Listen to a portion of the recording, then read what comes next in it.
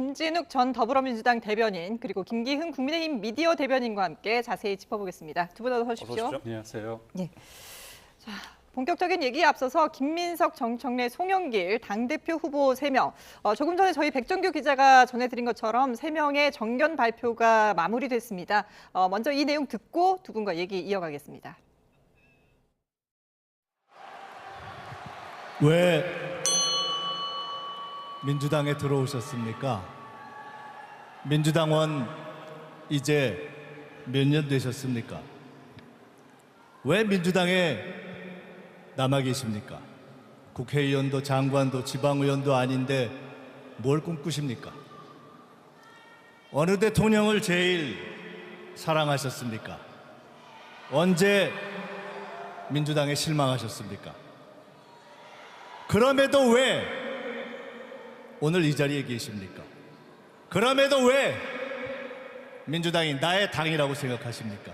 그럼에도 왜 민주당이 뿌리고 맏형이고 책임정당이라 생각하십니까?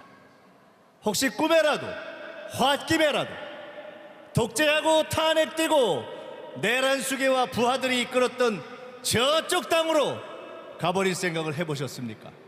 혹시라도 그쪽에서 왔는데 역시 민주당 오길 잘했다 하는 판단이 바뀌신 적이 있으십니까?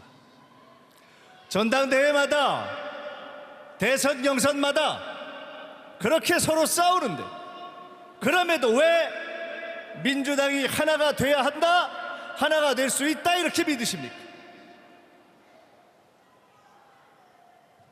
당원 68년 차 97세 권노갑과 당원 36년 차 60대의 김민석과 당원 6개월 차 20대 청년 당원이 1인 1표 권리 당원으로 하나 된 정당. 오늘 우리는 그 민주당의 역사를 추가하고 미래를 창조하기 위해 이 자리에 모였습니다. 맞습니까? 옆자리의 동지들과 민주당을 민주당답게 더 강력한 개혁 당대표 후보 정청래입니다.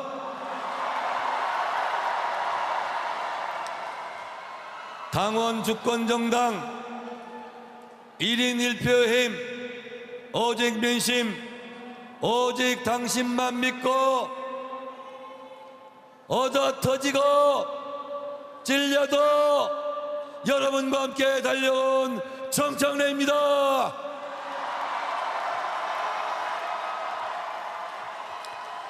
개혁하는 민주당 깃발 들고 여기까지 달려왔습니다. 민주당은 개혁할 때 승리했고 개혁을 외면할 때 성공하지 못했습니다. 개혁은 민주당의 정체성이자 민주당의 깃발이자 상징입니다. 이 깃발이 찢어지지 않도록 상징이 얼룩지지 않도록 개혁하고 또 개혁했습니다. 총선 승리, 대선 승리를 위해서 다시 개혁의 깃발을 높이 들어야 합니다. 여러분 함께해 주십시오.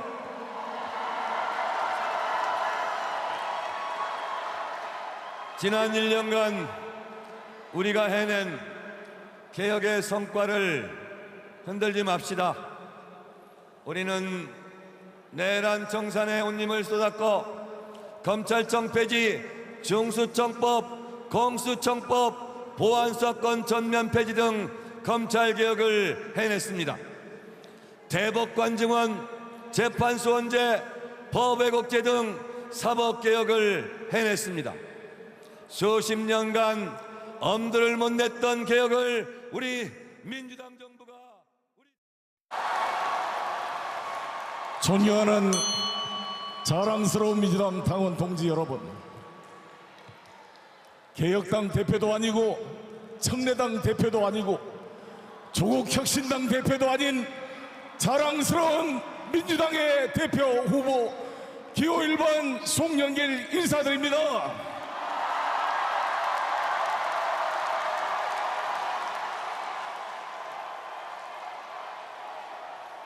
송영길 왜 출마했느냐? 많은 사람들이 빨리 입각을 해서 이재명 정부를 도와라 이런 말씀이 있었습니다만 저는 뿌리쳤습니다. 당이 중요하기 때문입니다. 절박한 상황입니다. 정청래 후보 1년 동안 당대표 하느라고 고생했습니다. 박수 한번 쳐줍시다. 고생했습니다. 그러나 제가 왜 정청래 대표의 연임이 위험하다고 판단했느냐?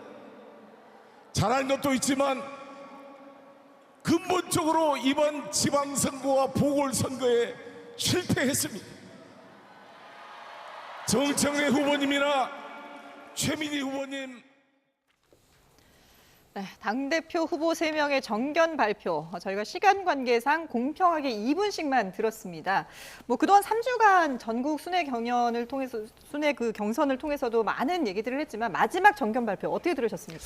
일단 뭐 마지막인 만큼 본인들이 그동안 강조해 오셨던 말씀들을 이제 종합해서 말씀하신 것 같은데, 네. 뭐 김민석 후보는 마지막이라서 그런지 몰라도 통합에 방점을 좀 두신 것 같고요. 정청래 후보는 여전히 개혁에 방점을 두셨고, 또 송영길 후보는 이재명 대통령을 도와야 된다라는 부분에 방점을 두고 말씀을 주신 것 같습니다. 네. 어쨌든 지금 오늘의 이 유세와 관계없이 이미 사실상 투표는 다 마무리됐다라고 네. 보여지고요.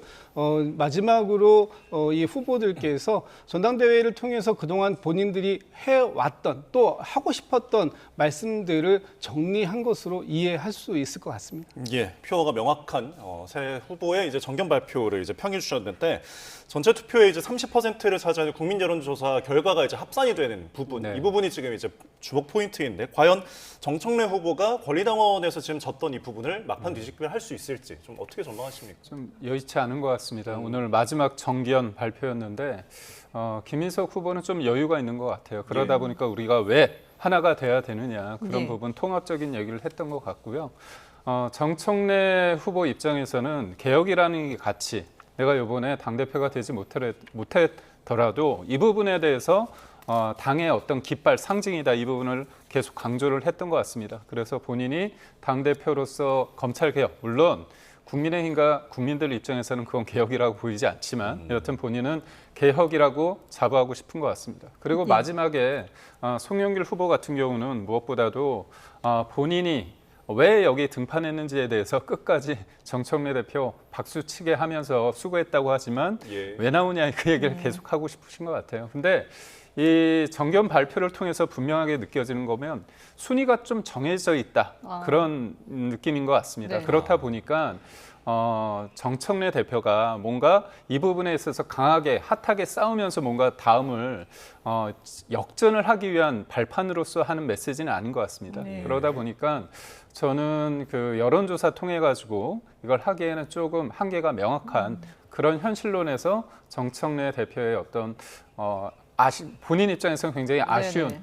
그런 발언이었던 것 같습니다. 예. 네. 두 분 모두 지금 이제 당대표는 어느 정도 좀 윤곽이 정해졌다 이렇게 분석을 해주셨는데 그러면 이제 결과를 놓고 본다면은 김민석 후보가 과연 당대표의 과반을 넘을 것이냐 이 부분이 이제 관심 아니겠습니까? 그렇습니다. 지금 현재까지 김민석 후보가 득표한 누적을 보면 네. 49.91% 예. 과반의 0.09%포인트만 남겨놓은 그렇죠. 상황이기 때문에 예.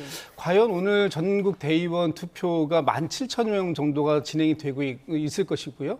또 어제까지 다 해서 끝난 이 30%의 여론 반영 과정 속에서 과연 1차에서 과반을 넘길 수 있을 것인가 하는 부분이 가장 이제 관전 포인트가 될 텐데 네. 지금 상황이라면 넘길 수도 있겠다라는 생각이 듭니다. 그동안 많은 여론조사 추이들을 봤을 때 일반 여론조사와 다르게 이 역선택 방지 조항이 들어있는 소위 민주당 지지층과 무당층만을 대상으로 하는 여론조사이기 때문에 거기에서 어느 정도의 표심을 벌린다면 그 격차를 벌린다면 1차에서의 과반도 좀 가능할 수는 있겠다. 다만 그것이 안 됐을 때 지금 3위로 달리고 있는 송영길 후보의 한 8% 내외의 이 득표가 최종적인 이 당선 향배를 가릴 것이다라고 보여집니다. 네, 과반 득표를 1차에서 넘을 수 있다는 것을 이제 좀 점쳐주셨는데 그렇다면은 득표가 과반을 넘는다면은 어떤 이유일까요?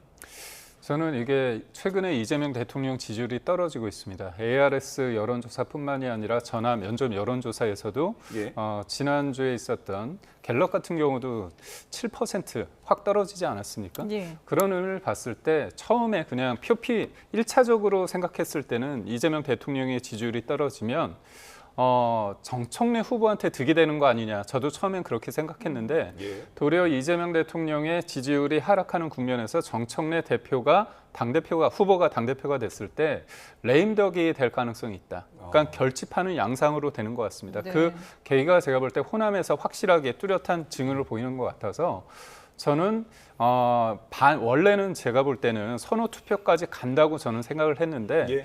호남을 지나면서 그리고 이재명 대통령의 지지율을 떨어지면서 결집 양상을 간다면 예. 1차 투표, 소위 말해서 선호 투표 없이 과반을 김민석 후보가 될 것이라 보는데 이거는 김민석 후보는 승리했지만 예. 역설적으로 이재명 대통령이 명피기로 한 사람은 승리했지만 이재명 대통령은 어떻게 보면 좀 실패한 거 아니냐 예. 그런 분석이 가능할 것 같습니다. 예. 지금 이제 두 분이 당 대표는 거의 김민석 후보가 되는 쪽으로 이제 전망을 해주셨는데 그러다 보니까 이제 최고위원은 그럼 누가 될 것이냐 이 부분에 상당히 관심이 쏠리고 있거든요.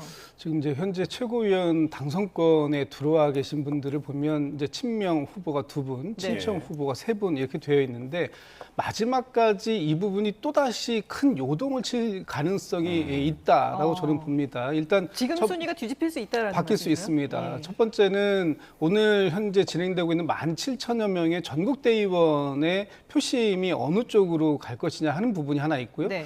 또 이미 투표는 끝났습니다만 일반 여론조사 30% 반영 비율 여기에서도 또 한번 이 반영 비율이 결코 적은 숫자가 아니에요. 그렇기 네. 때문에 그것도 바뀔 여지가 있는데 1등과 2등이 0.3%포인트 차밖에 안 되고요. 그렇죠. 4등과 5등, 5등과 6등 사이도 1.5%포인트 정도밖에 안 나기 때문에 어느 하나에서만 순위가 바뀐다고 하더라도 저 안에 들어가는 후보가 친명이 셋, 친청이 둘로 될 가능성도 여전히 남아있다. 그래서 끝까지 개표가 완료되는 상황까지는 지켜봐야 되는 상황이고 특히 5등 후보가 누가 될 것이냐 하는 부분이 지금 상황에서는 가장 큰 관전 포인트가 되고 있는 게 아닌가 싶습니다. 예. 당대표를 비롯해서 이제 뭐 수석 최고, 이제 최고위원들 새 지도부가 민주당이 진영을 갖춰지면은 이제 앞으로 당청 소통 방식이나 여러 가지에 대한 이제 해석들이 나올 것 같습니다.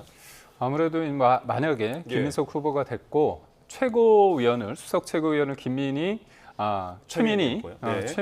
의원이 됐을 때 후보가 됐을 때 뭔가 불협화음이 나는 거 아니냐 그런 생각도 있을 것 같은데 네.